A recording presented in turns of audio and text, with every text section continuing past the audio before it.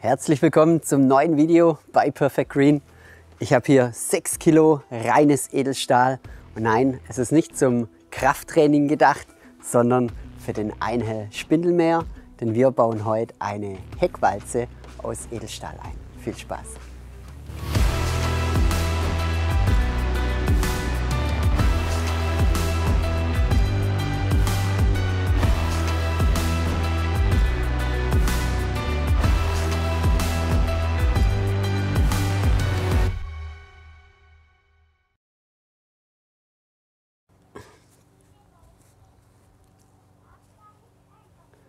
Ja, wie gesagt, geht es heute um den Einhell Akkuspindelmäher. Wir bauen nicht nur eine massive Edelstahlwalze ein, die wirklich brutal schwer ist, die hat 6 Kilo, die lege ich jetzt auch mal weg, sondern wir haben ein Gesamtpaket von Österreich bekommen und da ist auch ein Kamm dabei. Dieser Kamm soll dafür sorgen, ähnlich wie bei meinem Ellet auch, dass er die flach liegenden Gräser aufrichtet und besser erfasst und somit für ein noch besseres Schnittbild sorgt. Und wir drehen dieses Video, weil wir einfach mega viele Anfragen bekommen, ob wir denn nicht noch ein Video drehen können zum Thema Einhell Akkuspindelmäher und die ganze Tuning-Maßnahmen und vor allem, ob wir auch uns was einfallen lassen können zum Thema Fangkorb. Gibt es eine Möglichkeit, dass der Fangkorb besser gefüllt wird? Ja, wir haben eine Möglichkeit gefunden. Es geht wirklich total einfach, total schnell und das zeigen wir euch jetzt alles. Ich hätte einfach gesagt, wir bauen mal die Walze ein.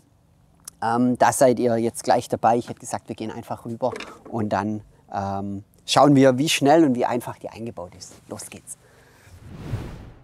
Alles, was ihr für die Walze benötigt, ist nicht viel. Ihr braucht einmal einen 13er Schlüssel und eine 12 mm Stecknuss. Und dann war es das schon. Das Ganze macht ihr hier. Ihr löst hier diese Schraube an der Höhenverstellung. Mit dieser Höhenverstellung ist auch die Heckwalze befestigt und die löst ihr. Ihr braucht sie aber nur an einer Seite lösen. Jetzt müsst ihr hier mit dem Schlüssel rein. Das ist ein bisschen ein Gefummel. So. Und dann einfach mit dem Akkuschrauber oder mit einer Ratsche aufmachen. Klumps, da fliegt sie schon raus, die Mutter. Raus. Und jetzt könnt ihr die ganze Höhenverstellung könnt ihr einfach das ganze Teil hochziehen. Hier ist eine Stange drin und das sind wirklich nur Kunststoffrollen. Diese Stange, die benötigt ihr nicht mehr, die könnt ihr auch komplett rausmachen. Je nach Alter vom Mäher, etwas ziehen und das war's schon. Und dann nehmt ihr schon die massive Edelstahlwalze, die ist echt wahnsinnig schwer. Und die stellt ihr einfach hier rein. Und dann hier wieder drauf, alles wieder in umgekehrter Reihenfolge festmachen. Erst rein, sowas. Und das war's schon. Jetzt schauen, dass man hier wieder gleich ist, dass alles in Ordnung ist. So, und jetzt kommt hier, halt falsch, so war's jetzt. Und jetzt kommt einfach wieder die Schraube rein. Und wieder die Mutter drauf. Wie gesagt, es ist sehr wenig Platz hier drin.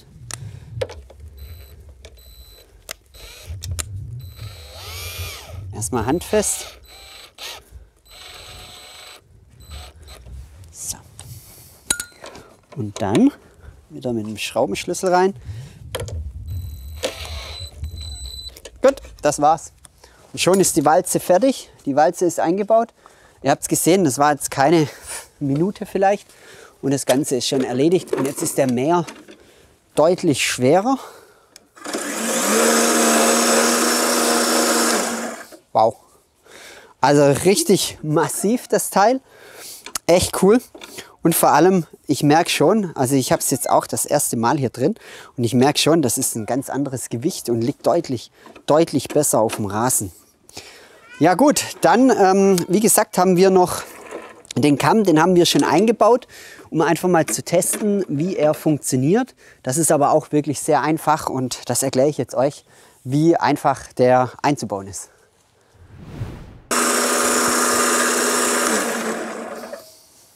Ja, die Walze gefällt mir so auf den ersten paar Meter richtig gut. Der Mäher bleibt deutlich satter auf dem Boden liegen. Aber ein Fazit kommt nachher noch. Ich habe nämlich extra, ihr seht es vielleicht, ich habe eine Fläche mal gemäht mit meinem Ellet. Und damit ihr auch seht, wie da die Streifen sind, Schnittbild sind.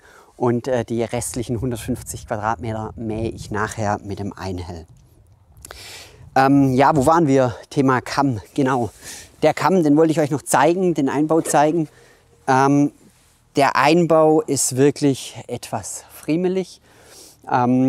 Es bedarf etwas, ja, etwas Geschick, sage ich jetzt mal, aber ist doch relativ einfach und sehr schnell gemacht. Das erste, was ihr machen müsst, ist einfach mal den Mäher auf einen festen Untergrund stellen. Terrasse, Hof, Pflaster, irgendwas, um einfach zu schauen, wie weit muss ich den Kamm überhaupt, wo muss ich ihn überhaupt positionieren. Ihr habt hier am Kamm ein Langloch. An der Befestigung habt ihr ein Langloch. Und ich würde euch auch empfehlen, macht den Kamm nicht zu tief.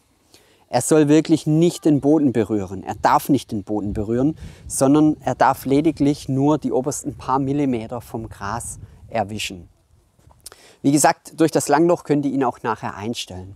Ihr stellt den Mäher erstmal auf einen satten Untergrund und überprüft hier, wie weit muss ich denn überhaupt runter, und macht dann mit einem Edding oder mit einem anderen Gegenstand oder anderen Stift, macht ihr eine Markierung hin, wo ihr die Löcher bohren müsst. Und dann habt ihr den ersten Schritt schon gemacht. Dann geht ihr her und macht diese Räder hier runter, beziehungsweise die Abdeckungen hier runter, und macht dann die Räder weg. Und dann bohrt ihr mit dem Bohrer durch. Und dann war es das eigentlich schon. Kamm rein, pressen. Der geht etwas stramm rein, das ist bewusst so gemacht, dass er nicht gleich wieder rausfällt. Schrauben durch, muttern, befestigen, und das war's. Und dann könnt ihr ihn von der Höhe noch etwas justieren, ob ihr ihn etwas höher oder tiefer möchtet. Wie gesagt, ich persönlich würde ihn nicht zu tief machen. Bedenkt, ihr habt keinen Vortrieb, keinen Antrieb an dem Mäher. Ihr müsst alles mit eurer Kraft ranschieben, herschieben. Und das habe ich schon gemerkt, ist das Gras zu hoch, oder vor allem, wenn das Gras zu dicht ist, so wie jetzt meiner und vor allem auch noch bei Supina, die ja extrem dicht und breit wächst, da geht es schon relativ schwer dann zu schieben, deswegen dann lieber etwas höher. Ja, ich verlinke euch übrigens alle Teile, also der Kamm und die Walze, verlinke ich euch oder verlinken wir euch unten in der Videobeschreibung. Da könnt ihr das ganze Zeug bestellen. Und wie gesagt, Qualität, so vom Haptischen her, von der Optik, richtig, richtig gut, massives Edelstahl, bisher alles top. Ich hätte gesagt, ich mähe mal ein, zwei Bahnen hier rüber, dann schauen wir mal, ob er Streifen macht, und dann kommen wir noch zum Thema Fangkorb. Da war ja auch noch was. Los geht's.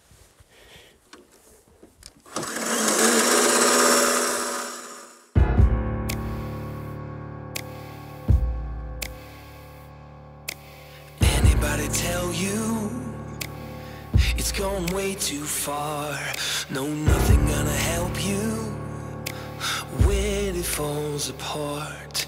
The prophets and the preachers told you, but you covered your ears, and now the end is near. Gonna tear it all down. Gonna tear it all down. Gonna tear it all down. Gonna tear it all down.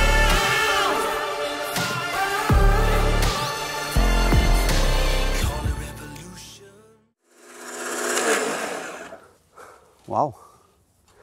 Krass, echt krass. Ich glaube es nicht. Die Walze macht tatsächlich Streifen in den Rasen rein. Hätte ich echt nie gedacht, auch in meinen Rasen. Die Supina ist ja dafür bekannt, nicht so schöne Streifen zu haben, weil die einfach nicht so wie eine Lolium, eine helle und eine dunkle Seite hat, sondern einfach auch, die lässt sich nicht schön umlegen. Aber kommt mal her, schaut mal das an. Muss ich echt sagen, cool. Wirklich cool, vor allem die Sonne steht jetzt fast 90 Grad zu den Streifen. Die Streifen kommen ja erst gut rüber, wenn sie wirklich mit der Sonne sind und nicht im 90 Grad Winkel. Aus dem Grund würde ich sagen, ich mähe jetzt mal 2, 3 Bahnen in diese Richtung, dann sehen wir die Streifen richtig. Let it all burn down in the fire.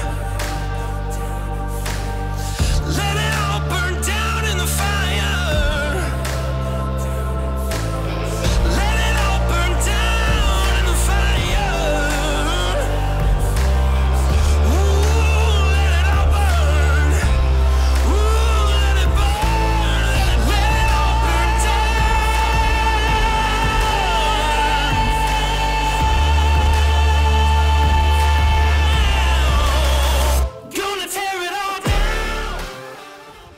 So, schaut euch mal die Streifen jetzt an.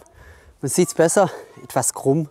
Aber im Großen und Ganzen würde ich sagen, für die 6 Kilo an Walze echt gut. Natürlich kein Vergleich zu einem Ellet, Swatman, keine Ahnung was alles gibt, zu einem richtigen großen Walzenmäher mit 40, 50, 80 Kilo. Natürlich kein Vergleich, aber so als angedeutete Streifen völlig in Ordnung. Ich hatte gerade eine coole Idee. Ich zeige euch einfach mal im Vergleich. Ich fahre jetzt die gleichen Bahnen, also nebenan, die gleiche Strecke fahre ich jetzt nochmal mit meinem Liberty ab, damit auch ihr seht den Streifenunterschied, damit ihr wirklich einen direkten Vergleich habt zu einem Spindelmäher, der aktuell um die 45 Kilo hat mit meinen Umbauten und im Vergleich zum Einhell. Schnitthöhe ist ziemlich genau die gleiche.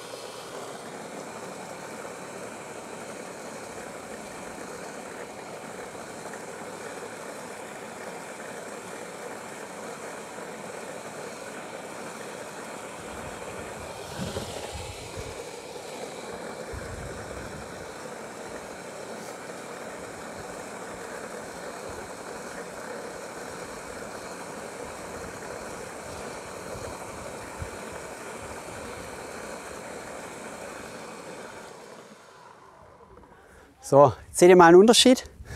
Die ersten 3 Bahnen hell, dunkel, hell, ist mit dem Ellet gemäht und die anderen Bahnen sind mit dem Einhell gemäht.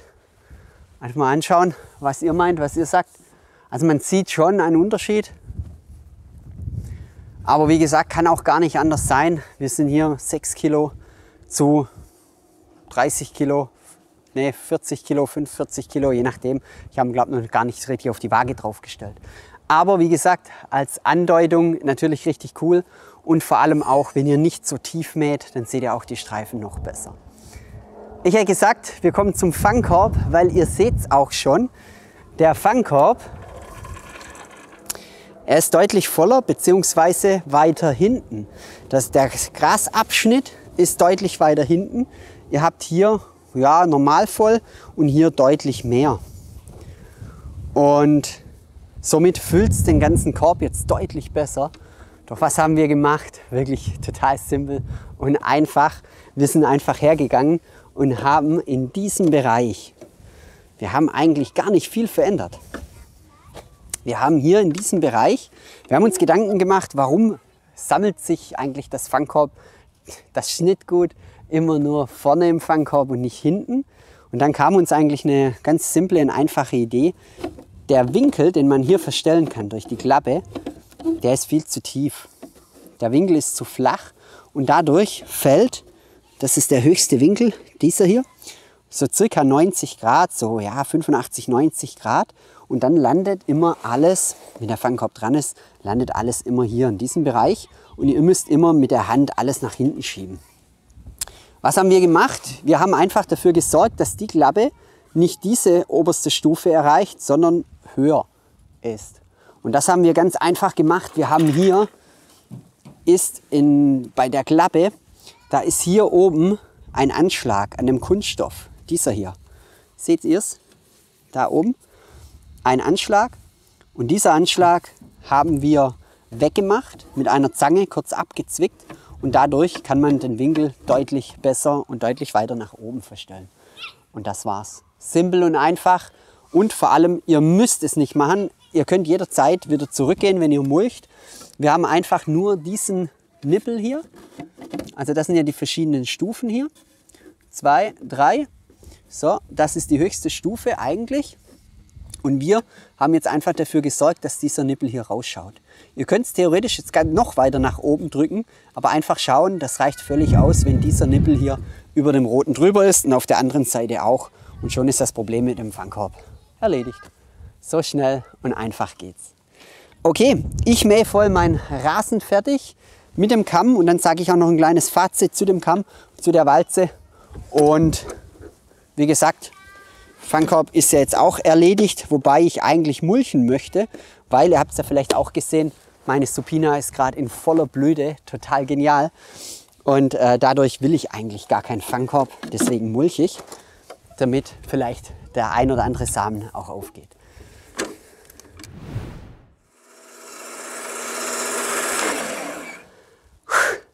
Kommen wir zum Fazit. Ja, ich habe jetzt alles voll gemäht. Ihr merkt es vielleicht, ich bin außer Atem. Das ist nicht, weil ich nichts gewöhnt bin, sondern ehrlich, der Kamm. Der Kamm, also ihr habt ja zum einen durch die Walze, durch die 6 Kilo mehr habt ihr deutlich mehr, wo ihr voranbringen müsst, schieben müsst. Das ist aber nicht das Problem. Das Problem ist echt der Kamm. Vor allem in Verbindung mit meiner Supina. Ich weiß nicht, wie es in anderen Rasen ist, aber mit meiner Supina, die ist einfach mega dicht. Obwohl der Kamm wirklich nur ca. 3 bis 5 mm über dem Gras ist. Also nicht Grasnarbe, sondern er streift nur die Helmchen. Es bremst aber gewaltig. Es bremst richtig, weil der Kamm auch hier nochmals nach vorne geht. Dadurch müsst ihr wirklich sehr viel Kraft aufwenden, um das Ganze zu schieben. Was ich auch etwas unglücklich finde, wir haben aber gerade noch mit dem telefoniert, der diesen Kamm herstellt bzw. vertreibt.